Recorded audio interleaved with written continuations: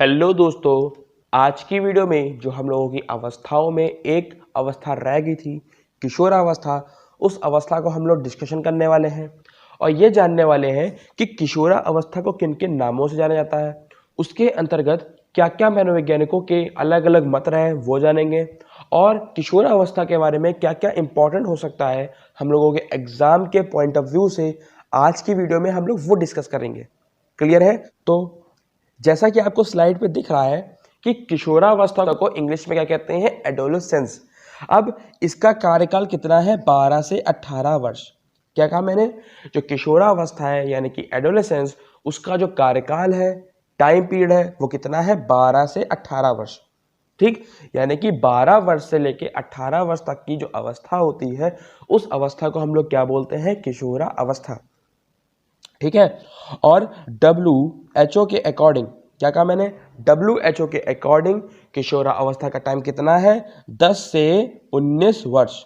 क्या कहा मैंने, WHO के अकॉर्डिंग किशोरावस्था का कार्यकाल कितना है, 10 से 19 वर्ष। तो यहां से दो बात जाने कि जो हमारी किशोरावस्था है यानी कि एडोलेसेंस, उसका कार्यकाल कितना है, 12 से 18 वर्ष। और अगर इसको WHO के अकॉर्डिंग यानी कि वर्ल्ड हेल्थ ऑर्गेनाइजेशन के अकॉर्डिंग देखें तो किशोरावस्था का कार्यकाल कितना है, 10 वर्ष से लेके 19 वर्ष। क्लियर? जो हमारा एडोलेसेंस है वो एक लैटिन वर्ड है एडोलेसियर, उससे बना है, जिसका अर्थ क्या होता है, परिपक्वता की ओर बढ़ना। क्या कहा मैंने? जो किशोरावस्था को हम लोग एडोलेसेंस कहते हैं, एडोलेसेंस किससे बना, एक लैटिन वर्ड एडोल्सियर से, जिसका अर्थ क्या होता है, परिपक्वता की ओर बढ़ना। तो इस स्लाइड में हम लोग को जो जो दिख रहा है वो समझ में आ गया कि किशोरावस्था का जो कार्यकाल यानी कि टाइम पीरियड होता है 12 से 18 वर्ष, WHO के अकॉर्डिंग 10 से 19 वर्ष।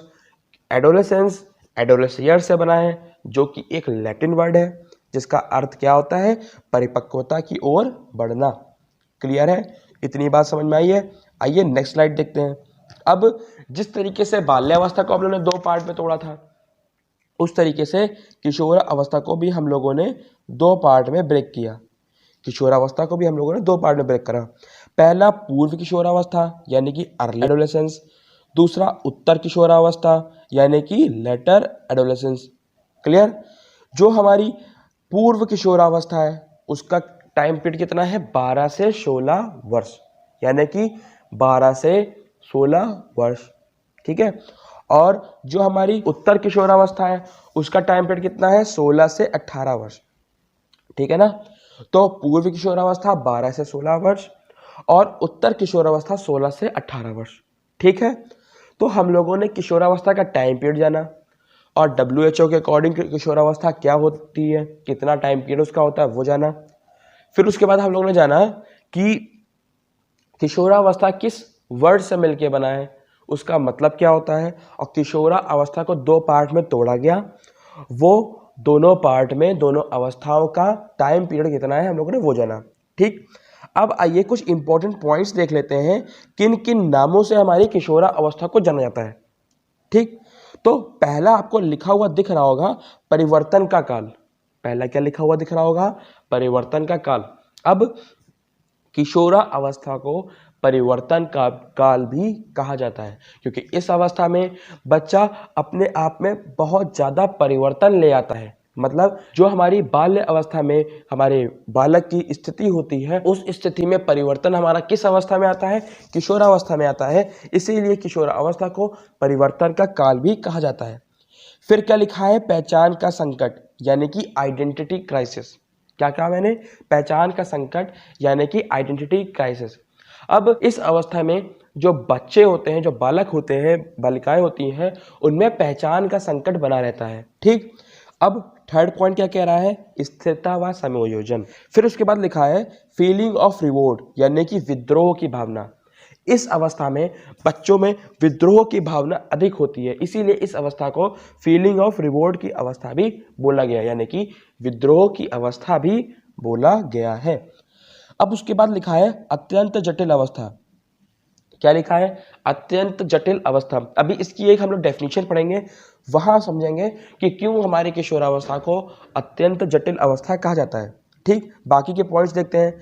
अब लिखा है दुखी अवस्था। क्या लिखा है, दुखी अवस्था। अब इस अवस्था में बच्चा शांत शांत से रहता है, वो अपने क्या कहते हैं करियर को लेके टेंशनाइज रहता है, अपने करियर को लेके टेंशनाइज रहता है और अपने अंदर ही सोचता रहता है कि उसको आगे क्या करना चाहिए। क्लियर है ना। तो इस तरीके से कहा जाता है, इस अवस्था को हम लोग दुखी अवस्था भी कहते हैं। ठीक। और वो उलझन में रहता है कि क्या करें क्या ना करें, इसीलिए इसको उलझन की अवस्था भी बोलते हैं। ठीक। और बच्चे का बुद्धि का अधिकतम विकास, क्या कहा मैंने, जो हमारा बच्चे होते हैं, जो हमारे बच्चे हैं, उनका जो अधिकतम विकास है वो भी किशोरा अवस्था में होता है। तो क्या कहा, बुद्धि का अधिकतम विकास हमारा किशोरा अवस्था में होता है। अब उसके बाद क्या लिखा है, अहम केंद्रित, मतलब ये क्या सोचता है कि सबका ध्यान क्या है, मुझ पे है।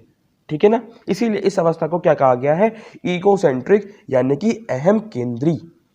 क्लियर है, इतनी बात में कोई दिक्कत। आइए नेक्स्ट स्लाइड देखते हैं और कुछ इंपॉर्टेंट नेम्स और हैं, उन्हें भी देखते हैं। अब लिखा है, इस अवस्था को क्रांति का काल भी कहा जाता है, यानी कि क्रांति काल भी कहा जाता है। ठीक, इंपॉर्टेंट पॉइंट है, लिख लीजिए कि इस अवस्था को हम लोग क्रांति काल भी कहते हैं। ठीक है। फिर क्या लिखा है, इस अवस्था को उथल पुथल का काल भी कहते हैं। क्या कहा, इस अवस्था को उथल पुथल का काल भी कहते हैं। मतलब इस अवस्था में जो बच्चे का मन है वो इधर उधर रहता है, यानी कि उथल पुथल रहता है कि उसे क्या करना चाहिए क्या नहीं करना चाहिए, इसीलिए इस अवस्था को हम लोग उथल पुथल का काल भी कहते हैं। फिर मैंने आपको बताया था कि इस अवस्था में बच्चे कैरियर टेंशन करते हैं कि उनको आगे क्या करना चाहिए। ठीक है ना। इसीलिए इस अवस्था को कैरियर टेंशन की अवस्था भी कहा जाता है। मतलब इस अवस्था में बच्चों को कैरियर को लेके टेंशन होती है। ठीक है ना। अब इस अवस्था को स्प्रिंग सीजन और गोल्डन पीरियड भी कहा जाता है। स्प्रिंग सीजन और गोल्डन पीरियड भी कहा जाता है। मतलब इस अवस्था में अगर बच्चा अच्छे से क्या कहते हैं अपना प्लान बना ले कि उसको लाइफ में क्या करना है, लाइफ में क्या बनना है, तो उसके आगे आने वाले जीवन में वो क्या कहते हैं बहुत आगे बढ़ जाता है। इसीलिए इस अवस्था को गोल्डन पीरियड कहा गया है कि मतलब इस अवस्था में बच्चा अपने आगे आने वाले जीवन को किस तरीके से जीना है उसकी पूरी प्लानिंग कर लेता है। क्लियर है ना। तो इन नामों से और कुछ इंपॉर्टेंट पॉइंट्स हम लोगों ने डिस्कस कर लिए हैं किशोरावस्था के अंदर क्या क्या जाता है। अब यहाँ पे लिखा हुआ है वेट ऑफ ब्रेन। क्या लिखा हुआ है, वेट ऑफ ब्रेन। हम लोग ये देख लेते हैं कि हम लोगों के दिमाग का भार, हम लोगों का दिमाग का भार क्या होता है। अभी हम लोगों ने क्या समझा, किशोरा अवस्था के अंतर्गत क्या क्या उसको उपनामों से जाना जाता है और क्या क्या इंपॉर्टेंट नेम्स है किशोरावस्था के। अब क्या जानेंगे, weight of brain. At birth यानी कि जन्म के समय बालक का जो शिशु होता है, हम लोग का शिशु का जो मस्तिष्क का यानी कि ब्रेन का वेट होता है वो होता है 350 ग्राम। 2 साल की उम्र में हो जाता है 700 ग्राम। क्लियर। और 6 वर्ष की आयु में हो जाता है 1250 ग्राम। क्या कहा मैंने, 6 वर्ष की आयु में हो जाता है 1250 ग्राम। उसी तरीके से 15 से 16 वर्ष की आयु के बीच में 1200 से 1400 के बीच में हम लोगों का वेट रहता है। 15 से 16 वर्ष की आयु में 1200 से 1400 के बीच में वेट रहता है। यानी कि कहा जाए किशोरावस्था में हमारा जो बालक होता है उसका वेट क्या होता है, 1200 से 1400 के बीच में। क्लियर है। ये वाला क्वेश्चन एग्जाम में आ चुका है कि हमारा 15 से 16 वर्ष के आसपास के बच्चों का जो मस्तिष्क का भार होता है, ब्रेन का वेट होता है, कितना होता है, 1200 से 1400 के बीच में। उसमें आई थिंक शायद 1250 ऑप्शन दिया गया था। आप लोग देख सकते हैं, अभी आगे प्रैक्टिस सेट में आपको वो क्वेश्चन मिल जाएगा। अभी बस इतना देखिए, वेट ऑफ ब्रेन हमारा कितना है 15 से 16 वर्ष में 1200 से 1400 ग्राम। क्लियर है। आइए नेक्स्ट स्लाइड में आते हैं और देखते हैं कि हमारा किशोरावस्था में क्या बचा है। अब कुछ मनोवैज्ञानिकों का क्या कहना है कि जो हमारी एडोलेसेंस है यानी कि किशोरावस्था, वो एक तरीके से हमारा ब्रिज का काम करती है चाइल्डहुड और एडल्टहुड में। जो हमारी किशोरावस्था है वो एक तरीके से पुल का काम करती है बाल्यावस्था में और प्रौढ़ावस्था के बीच में। मतलब बाल्यावस्था और प्रौढ़ावस्था के ऊपर एक ब्रिज बना है जिसपे चढ़ के, किसके ऊपर चढ़ के, पुल के ऊपर चढ़ के, और पुल को क्या नाम दे दिया, एडोलेसेंस। एडोलेसेंस के ऊपर चढ़ के बच्चा बाल्यावस्था से प्रौढ़ा अवस्था में जाता है।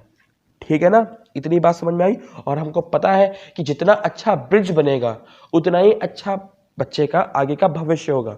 जितनी दिक्कतें आएंगी हमारे किशोरावस्था में वो हमारी प्रौढ़ा अवस्था में भी फर्क करेंगी। क्लियर।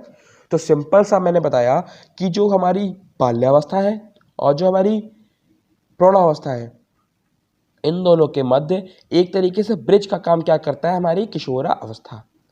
क्लियर है? आइए आगे देखते हैं क्या लिखा है। और एक तरीके से कहा जा सकता है कि जो हमारी एडोलेसेंस है यानी कि किशोरावस्था है, एक तरीके की थ्रेशोल्ड है, एक तरीके की थ्रेशोल्ड है एडल्टहुड के लिए। मतलब किशोरावस्था हमारी प्रौढ़ावस्था के दहलीज पे, मतलब एक तरीके से कह सकता है जो किशोरावस्था है हम लोगों को प्रौढ़ावस्था की दहलीज पे लाके रख देता है। ठीक, जैसे कि हम लोगों ने देखा ना 12 से 18 वर्ष, 18 वर्ष क्या होगी, दहलीज होगी किसकी, हमारी प्रौढ़ावस्था की। ठीक है ना, इतनी बात समझ में आई। इसीलिए हम लोग किशोरावस्था में क्या कह सकते हैं कि इसमें बच्चा जो है दहलीज पे होता है किसकी, एडल्टहुड पे।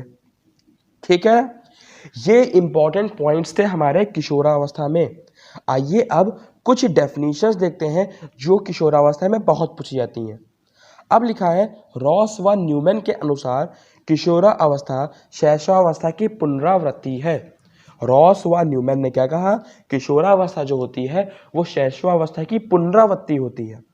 ठीक, वैलेंटाइन ने क्या कहा, किशोरावस्था अपराध का नाजुक काल है। मतलब इस अवस्था में अगर हम लोग बच्चे के ऊपर ध्यान नहीं देंगे तो वो अपराधी बन सकता है, और अगर हम लोग बच्चे के ऊपर ध्यान देंगे तो वो अपने आने वाले जीवन में कुछ बहुत बड़ा कर सकता है, मतलब एक अच्छा इंसान बन सकता है। क्लियर है ना? अगर हम लोग इस अवस्था में बच्चे पे ध्यान नहीं देंगे तो बच्चा हमारा अपराधी बन सकता है। इसीलिए वैलेंटाइन ने क्या कहा, किशोरावस्था अपराध का नाजुक काल है। ठीक, अब क्रो एंड क्रो ने क्या कहा, बच्चों का मानसिक विकास 16 वर्ष की आयु तक हो जाता है। क्रो एंड क्रो ने क्या कहा, बच्चों का जो मानसिक विकास होता है वो 16 वर्ष की आयु तक हो जाता है। फिर लास्ट डेफिनेशन क्या लिखी है, स्टेनले हॉल के अनुसार किशोरावस्था हमारे बड़े तनाव, दबाव, तूफान तथा संघर्ष की अवस्था है। मतलब और जटिल अवस्था है। यानी कि अभी हम लोगों ने पीछे देखा था कि किशोरावस्था हमारी जटिल अवस्था है। अब किशोरावस्था में जो किशोरी दबाव, तनाव, तूफान एवं संघर्ष की अवस्था है, ठीक है ना, ये अवस्था दबाव, तनाव, तूफान और संघर्ष की अवस्था है।